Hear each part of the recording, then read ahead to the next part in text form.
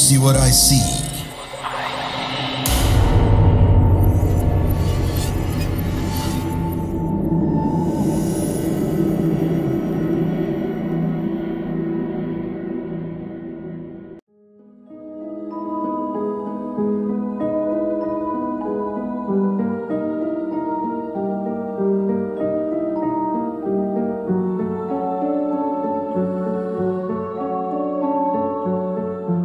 Cerita kiriman dari salah seorang warga desa Sukawedi.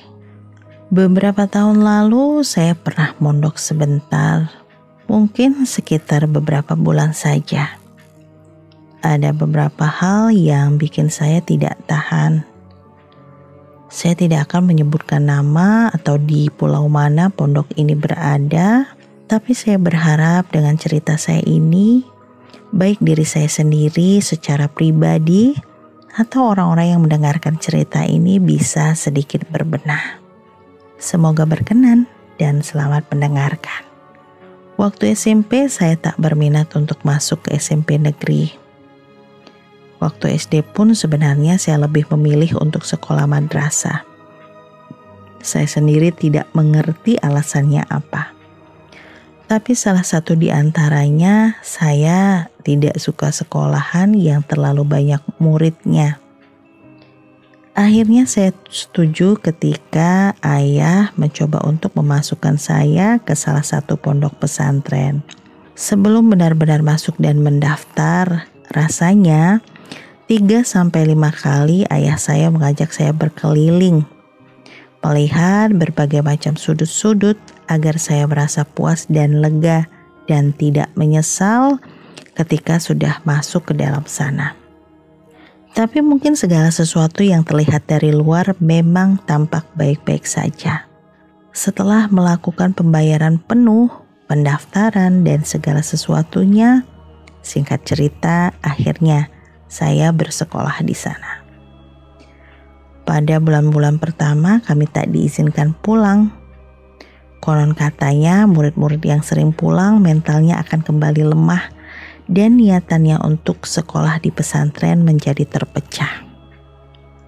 Jadi beberapa minggu awal saya tak pernah pulang, pun demikian dengan murid-murid yang lainnya.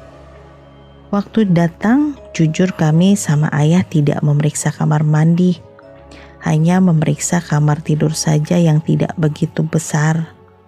Kamar berukuran 3 x 3 meter dihuni 5 hingga 6 orang santriwati. Sebenarnya tidak ada yang salah dengan masalah tidur. Yang saya permasalahkan di sini adalah kamar mandi dan air. Untuk begitu banyak santriwati, beberapa kamar mandi itu saya rasa tidak cukup. Ditambah lagi air yang tidak lancar. Ketika 3 hingga 5 hari awal selesai, ustazah mengajarkan bagaimana caranya mencuci pembalut dan membuangnya. Ya, saya menyaksikan dengan seksama karena menurut saya pribadi hal itu sangat penting. Dari rumah, Umi bahkan menyiapkan plastik kecil berwarna hitam agar saya bisa membungkus pembalut yang sudah saya cuci, agar tak langsung dimasukkan ke dalam kotak sampah. Tapi pada kenyataannya saya sangat kecewa. Ditambah lagi kakak-kakak kelas tak mengindahkan apa yang sudah ustazah kami ajarkan mengenai cara mencuci pembalut. Ketika kami berebutan kamar mandi, di kamar mandi blok depan, saya melihat banyak pembalut-pembalut yang tersempil di antara kloset-kloset. Benar-benar menjijikkan. Tapi yang menakutkan dari itu semua adalah beberapa peristiwa yang berhubungan dengan pembalut yang berlumuran darah itu. Sebelum sidak pagi hari, malam Jumat setelah kami setoran mengaji, saya ingin mencuci muka dan buang air kecil sebelum tidur. Kami menuju kamar mandi depan karena kamar mandi belakang kehabisan air. Saya sebenarnya sudah trauma menuju ke kamar mandi blok depan. Tapi kata kakak-kakak kelas, air sudah lancar, sudah menyala besar, sehingga saya dan ketiga orang teman yang lainnya berjalan menuju kamar mandi blok depan. Jalannya memang cukup jauh dan gelap. Sampai di sana, ketiga orang teman saya masuk ke kamar mandi di sisi kanan. Sementara kamar mandi di sisi kiri tempat saya menunggu masih tutup. Saya mengetuk beberapa kali tapi tidak ada jawaban. Lalu pintu kamar mandi saya terdorong pelan. Terlihat ada seorang santriwati mengenakan pakaian broken white sedang duduk berjongkok. Saya pikir mungkin dia sedang mencuci sesuatu sehingga dalam keadaan duduk berjongkok seperti itu. Saya dengan sabar nungguin 5 menit, 10 menit, 15 menit.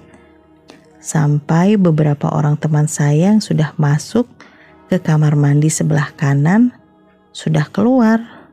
"Loh, Pel, kamu belum selesai ke kamar mandi?" tanya Suci, salah seorang teman saya. "Belum, Ci, kayaknya di kamar mandi yang ini lagi ada orangnya." "Oh, ya udah. Kalau gitu kamu masuk ke kamar mandi yang ini aja," ucap Suci. "Bersih ya? Gak ada pembalutnya kan?" "Ada sih, gak tahu bekas siapa. Tapi sudah aku masukkan ke dalam kantong," ucap Suci tersenyum walaupun senyumnya maham. Sebenarnya kadang-kadang saya merasa miris. Yang buang pembalut siapa, yang mengambilnya siapa, kadang-kadang benar-benar gak habis pikir. Ada aja orang-orang yang sangat tidak bertanggung jawab atas pembalutnya sendiri. Saya akhirnya buru-buru buang air kecil. Lalu memang benar di kamar mandi itu sudah tidak ada pembalut. Suci memang dikenal cukup rajin. Dia kadang-kadang dengan menggunakan plastik yang berlapis-lapis berani memegang pembalut-pembalut orang. Sebenarnya kalau saya pribadi lebih cuek dan gak mau ngurusin. Tapi kata Suci, gak enak pakai kamar mandi yang ada pembalutnya terselip-selip di antara kloset-kloset dan titik-titik lainnya. Karena kami sudah selesai, kami tetap masih mendengar aktivitas dari kamar mandi paling kiri. Mungkin totalnya ada sekitar setengah jam santriwati itu ada di kamar mandi sebelah kiri itu. Gak keluar-keluar dari tadi, ucap salah seorang teman saya yang lain kepada saya dan Suci. Saya menjawab mungkin pembalut yang dicuci banyak, borongan. Kami lalu tersenyum, lalu buru-buru menutup mulut. Tiba-tiba saja dari arah kamar mandi yang ada di sebelah kiri tercium aroma amis yang sangat menyengat. Bau apa ini? Anyir dan amis banget ya. Mungkin bau pembalut. Darah pembalut kan emang kayak gini baunya, ucap Suci waktu itu. Karena penasaran dan terdengar suara keran air yang sudah penuh, kami mencoba mengintip. Lagi pula sepertinya kamar mandi di sebelah kiri itu tidak terkunci sama sekali. Kira-kira siapa nih yang suka nyuci pembalut borongan? Ucap kami mencoba mengingat-ingat teman-teman kami. Lalu kami teringat sebuah nama. Saudi. Mungkin aja itu Saudi. Saudi kan suka banget nyuci pembalut borongan. Borongan gimana? Iya, kadang-kadang pembalut pagi dikumpulin sampai sore baru dicuci. Jadi kami mencoba untuk mengingatkan Saudi agar tak buang-buang air. Maksudnya kalau ada ember yang sudah penuh ataupun baknya sudah penuh, ada baiknya Saudi mematikan terlebih dahulu keran air itu. Kami mengetuk perlahan, mendorong pintu pelan. Saudi masih duduk berjongkok dengan pakaiannya yang berwarna broken white. Tapi kami terkejut melihat Saudi yang tak mengenakan hijab. Walaupun asrama itu adalah asrama khusus santriwati, rasanya tidak diperkenankan keluar kamar tak menggunakan hijab sama sekali. Rambut Saudi terlihat tebal dan panjang, bahkan menyentuh lantai dan basah. Dia duduk berjongkok dan tubuhnya itu bergoyang-goyang seperti sedang menyikat sesuatu, bergerak pelan depan dan belakang. "Saudi, kamu kok gak pakai jilbab?" Saudi ini gak bergerak lagi ke kanan dan ke kiri dan ke belakang. Kami mencium aroma anyir yang semakin menyengat. Lalu ketika kami sedang dalam posisi yang seperti itu, terdengar suara teriakan yang memanggil nama kami. Ya, karena posisi kami itu sedang bengong di depan pintu kamar mandi. Mungkin yang lihat kami merasa aneh ya. "Suci, Bella, dan kamu satu lagi ngapain di sana?" tanya kakak senior kami. Namanya Kak Marina. Di sebelah Kak Marina, kami melihat Saudi yang sedang menenteng mukena dan Al-Quran. "Loh, itu kan Saudi. Lagi gak datang bulan, megang Al-Quran. Terus yang ada di kamar mandi siapa?" Saya yang berada posisinya paling dekat dengan pintu kamar mandi sebelah kiri mencoba kembali mengintip. Sesuatu itu masih di sana, dengan rambut tebal panjang yang menjuntai dan basah. Lalu dia bergerak pelan dan perlahan. Saya belum melihat sepenuhnya wajahnya, tapi astagfirullah, seperti koreng-koreng yang terkelopek. Bagian sekitar hidung dan mulut tampak berwarna merah, entah itu darah atau sesuatu yang lain. Saya berteriak sangat kencang. Kedua teman saya yang lain juga ikut berlari. Kak Marina dan Saudi terkejut. Saya ketakutan, hampir saja jatuh pingsan sambil menunjuk-nunjuk ke kamar mandi yang ada di sebelah kiri. "Ada setan! Ada setan!" Dan semenjak kejadian itu, setiap beberapa hari sekali dilakukan sidak di kamar mandi.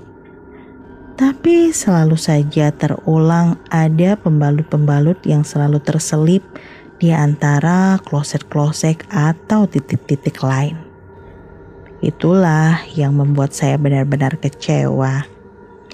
Ketika ustazah-ustazah mengadakan penyuluhan, kadang para santriwati mengangguk-angguk, pertanda paham masalah kebersihan pembalut dan pembuangan pembalut. Tapi pada kenyataannya dan prakteknya tidak ada yang bisa menjalankannya dengan sempurna. Saya tidak mengerti bagaimana masalahnya. Apakah karena air kamar mandi kecil atau apakah karena sosialisasinya yang kurang ataukah karena kepribadian orang itu sendiri. Berbulan-bulan rasanya saya tak betah ketika harus berurusan dengan kamar mandi yang dihiasi oleh pembalut-pembalut yang masih kotor. Demikian cerita saya, mohon maaf jika kurang berkenan dan mohon maaf juga jika harus menyinggung beberapa orang, dan terima kasih yang sudah berkenan mendengarkan.